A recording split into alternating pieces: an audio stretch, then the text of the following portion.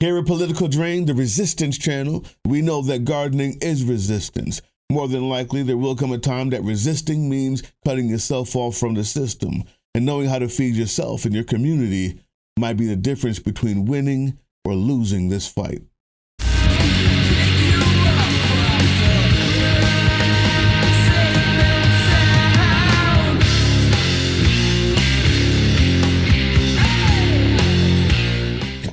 Hello, hello, hello. Welcome back to the Soggy Bog. It is finally the moment you've all been waiting for. The video about how do I get started with my garden. Okay, we're going to talk about a few different things. If it goes too fast, pause, watch again. I will post up some pictures and flyers to give you a little bit info of what I'm talking about today. So, the very first step, figure out where you're going to plant.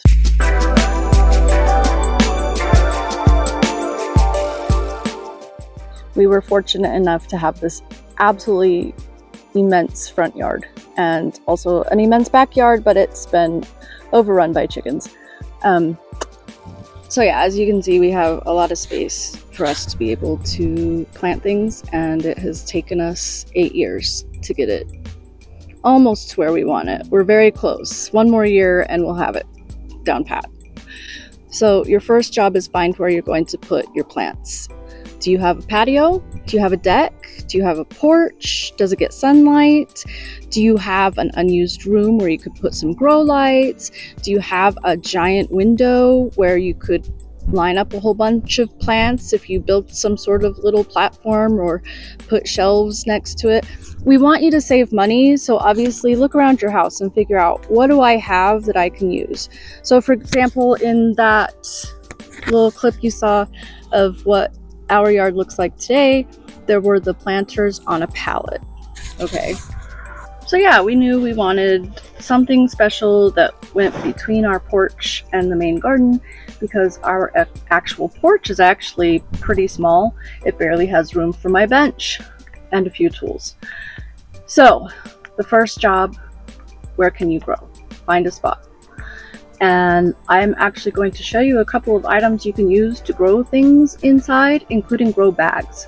So even if it means you have to hang bags from a curtain rod in front of a big window, or hang bags on your wall and put in some grow lights, that's a way of growing too. So number one assignment, find your spot.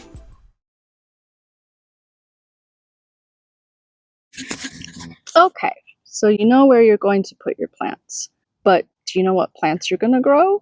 Now, some of the easiest ones, in my opinion, to grow are basically any squash, especially zucchini. If you know, you know. Cucumbers are usually pretty easy. Potatoes are supposed to be easy, but to be completely honest, my potatoes did not do well this year, and actually a lot of people I know, their potatoes did not do well this year, so. Carrots are easy if you follow the directions very closely and you know what you're doing. So if you can keep your houseplants alive, or if you've had gardens before, go for carrots. I've had an easy time with them this year, but I know a few people who have struggled before with knowing exactly where to put their carrots. So for example, if you have really dense, muddy dirt, carrots aren't going to do well. They need nice, loose soil so that they can grow down. And how do you figure out what plants to grow? First and foremost, look up your zone.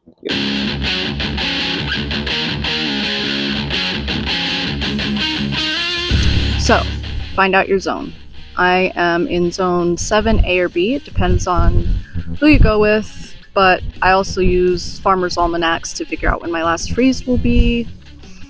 And that's another thing you need to consider. When is your last freeze, hard freeze or hard frost, and when is your first?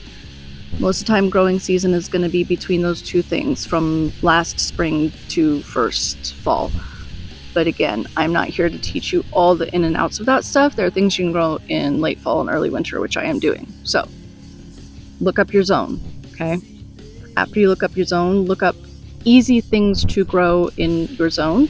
And then look up things I can start right now. And then look up just easy things to grow in my area.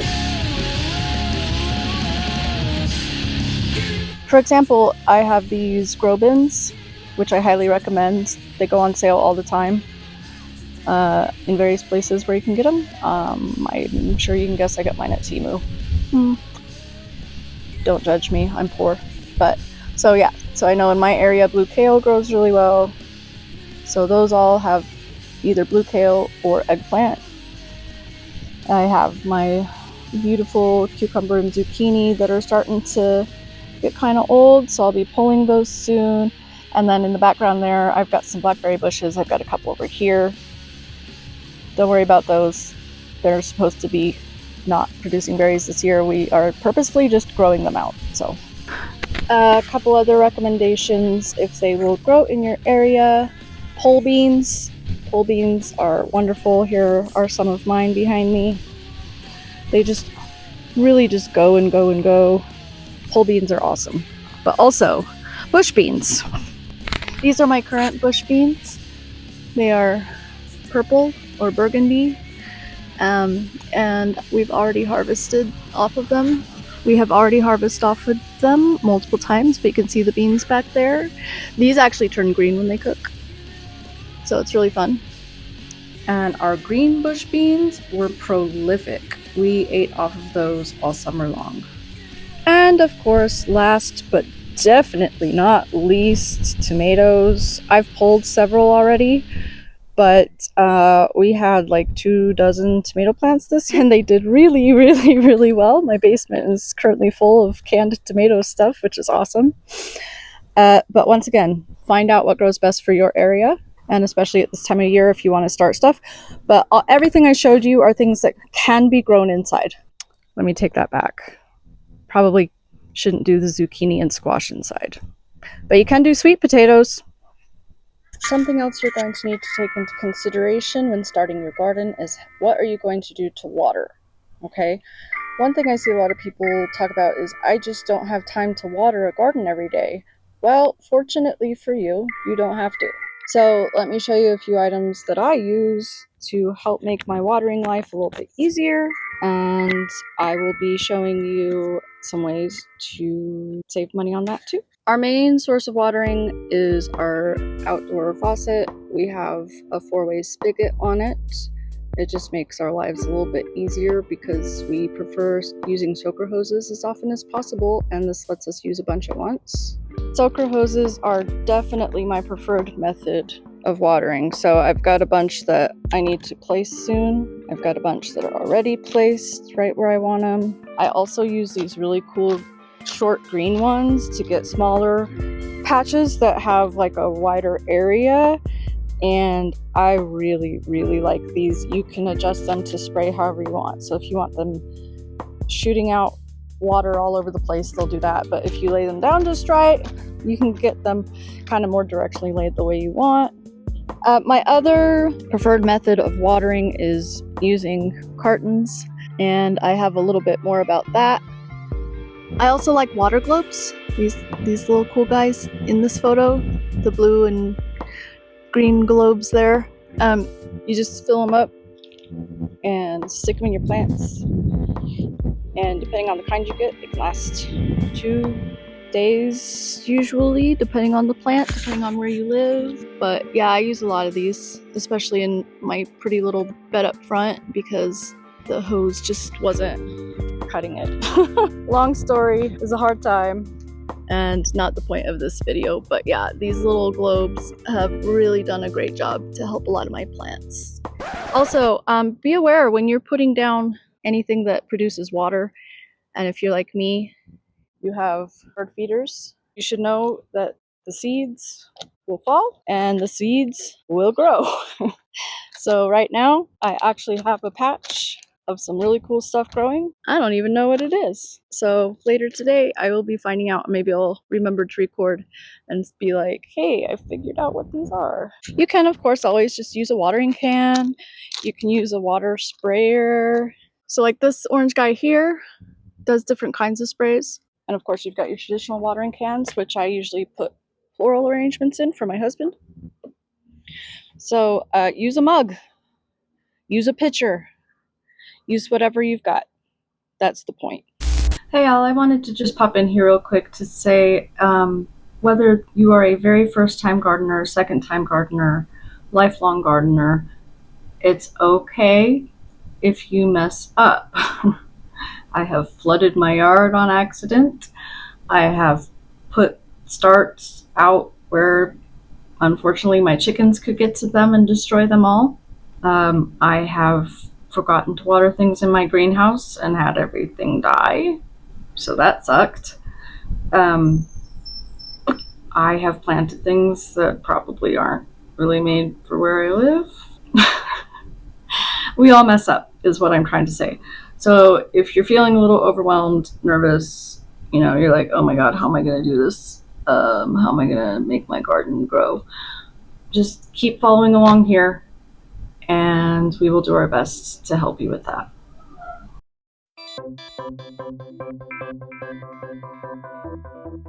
So let's talk for a moment about saving money with your garden. Okay, that is really probably my first main focus, and my second focus is just teaching you how to garden with a little more ease and with stuff you have around the house as much as possible, or other really cheap options. So what can we do to garden a little bit cheaper? Let's find out. Okay, here I have kind of just a loose variety of things to show you ways to save money. We've talked about using the milk cartons. You can use this half to water, or if you want to poke a hole in the top, you could use this whole thing to water a plant that's extra thirsty. Just poke a hole in the top, unscrew the lid just barely, or even put another hole in it if you can do so safely. Stick it in your plant. It'll keep it watered. I often use this part when I do that, just to put little harvests in. I mean, why not? But you could potentially put holes in that and use it as a planter for something that's going to grow a little bigger and that you're not going to transplant out to a garden anytime soon. I use a lot of eco pots. I like them because they dissolve into the ground after you plant. I don't like them because they mold. Oops, come on, focus. There we go. Yeah, so I don't use those as often anymore. Yogurt cups. I did a really brief intro short talking about the glass yogurt cups that I was using. But of course, glass can't really be drained very well, so you have to be very, very, very careful with those with your watering. But these yogurt cups are great. A nail will go right into it. Please be careful. Use adult supervision. I just poke it in. Come on. It's hard to do one-handed, but. And then, oh, come on. Don't embarrass me in front of my audience. There we go. I don't want to be embarrassed in front of all two people. There we go. Okay. So make sure you got, I'm going to do 2 more on this. And then I'll decide what I'm going to plant today. I don't know. Depends on what I'm in the mood for. Another way to save money, collect seeds. We got chili peppers and poblano. We got the sweet peppers, I should say, and poblanos recently. And I kept the seeds. And I'm drying them out right now. And I don't know if they're going to germinate, but they might. So we'll find out soon. And then this odd contraption is for canning. They make a lot of different kinds of racks, and I finally got my dream rack that is the kind that is stainless steel, and you can use it to pick your jars up and put your jars in. But this is what I was using before. So this silicone one, the silicone rack, was very, very cheap. It came with this little thing so that you can connect this all together, or if you want, you can connect 2 of them together, which we did not do because our pot was just the right size for this. But the reason the ring is there and there's like super glue all over it is because it doesn't stay in formation like at all. So we were struggling when we were canning. I definitely prefer my metal rack. And not only can you collect seeds from the stuff you get at the grocery store and try to get it to grow, and actually it often works, you can still get seeds off the stuff you are growing as well. So make sure you look up those schedules. So for example, right here, I have mustard seed pods that are turning nice and brown, which means the seeds inside are about ready. So I'm gonna have some fabulous mustard seeds coming up pretty soon to cook with. And then this right here, these are the seeds that came from my hairy balls, also known as a milkweed, also known as balloon plant, but I prefer its name of hairy balls. I love telling people about my hairy balls. All right, okay. Also, don't forget that you can sprout stuff. So, for example, potatoes. I've done an updated series on potatoes that is still ongoing. So if you want to learn how to grow potatoes, the first step is to sprout them in a wet, dark, moist area, and you can sprout garlic. I'm going to be planting these outside tomorrow because tonight we've got a lot of big storms coming. So, but yeah, that's another way you can grow without having to spend money at Lowe's or whatever. So, foolish mortals, how else can we save money on our garden? Let's talk about compost and fertilizer. Compost is decomposed organic material like food scraps, leaves, manure that becomes a nutrient-rich soil amendment. So what does that mean? It means it helps improve your dirt. It helps retain moisture. It helps break down those other materials that get in there over time, and it will actually improve your plant health and your soil structure. So we went from having some pretty yucky, nasty clay type stuff to having really rich, loamy soil. And a lot of that is because of our compost. So what can you put in your compost? There are definitely things you can, and there are definitely things you cannot. So here is just a basic chart of what is and is not compostable. And as always, if you're not sure, you can always Google it. Hey Soggy Bog fam, it's the day after I filmed a whole bunch of stuff for the How to Get Started Gardening video, and it turns out my mic died during my entire exit goodbye video. So here it is again, and I hope I remember what I said because I don't use scripts. Alright, so we went through compost, we went through a few ways of saving money with a couple of weird odd tips on how to plant seeds in cheap things you have at home, and how to save a buck if you're going to be canning. That is not all the money saving we're going to offer here, I promise. There will be so much more, both in short and long form content.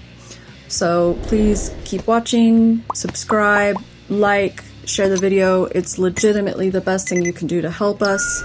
Next week, since this one went kind of long, we will produce a second part to how to start your garden that will include fertilizer and some more ways to save money, things you can plant in for not just starting your seeds, but growing your entire garden wherever you may be. So stay tuned for next week. And now let's move over to merch plug Danielle, because that's one of the ways you can help us. If you can't afford the merch right now, we understand. No big deal. If you could at least give it a look, maybe find something fun you want to save up for to give to a family member for Christmas. We've got some great art over there. And other ways you can help, always, I know you hear it all the time, like, share, subscribe, like I just said. That is the only way that people see us. It is the only way YouTube lets our videos get out there for new viewers. And we can't grow a true resistance if we don't have enough people. So we're getting there. We thank every single one of you who is with us. If you want to ever drop a couple bucks or become a member for a couple bucks a month, join the Patreon. It all helps. Drill Sergeant Doug will give you a UR code after a UR code. It's been a long day. A QR code if you're interested in joining our army. We need you. We need everybody boots on ground, ready to fight in whatever way you are able to fight, because we are at war. All right. With that, this is the Soggy Boggy Witch. I'll see you here on the bog next time. Hey, yeah, you. Before you click away to watch someone unbox a tactical toothbrush, let's talk about something real. Political Drain isn't just another content mill. We're a digital front in a very real war. Not with bullets, but with ideas, with action, and with solidarity. We pair urgent news with critical education. And we build community around actual resistance, not the hashtag kind. The kind that moves. But here's the thing. None of this is free. It isn't. Behind every video is time, labor, research, and some weird guy asking if we're gonna pay the hosting bill. And yeah, some of that money goes to things we can't necessarily say out loud. If you know, you know. Let's just say our special ops aren't Call of Duty LARPers. They're people making real moves to protect, uplift, and organize. You're not just funding a channel. You're funding a resistance network in a world where capital still calls the shots. Unfortunately, in a system built on artificial scarcity, even mutual aid has a price tag. And if we want to grow, if we want to win, we need your help. We need your help. So if you've got even a few bucks to spare, toss it our way. It's not for ads, it's not for merch drops, but for people making moves in the shadows so others can do it in the light. It's just us and you. So fund the mission, fund the fight, fund the future, because nobody's coming to save us. We save each other. That's how this works. Follow us on all these things you see here, and our link tree is in the description. Maybe even get some merch.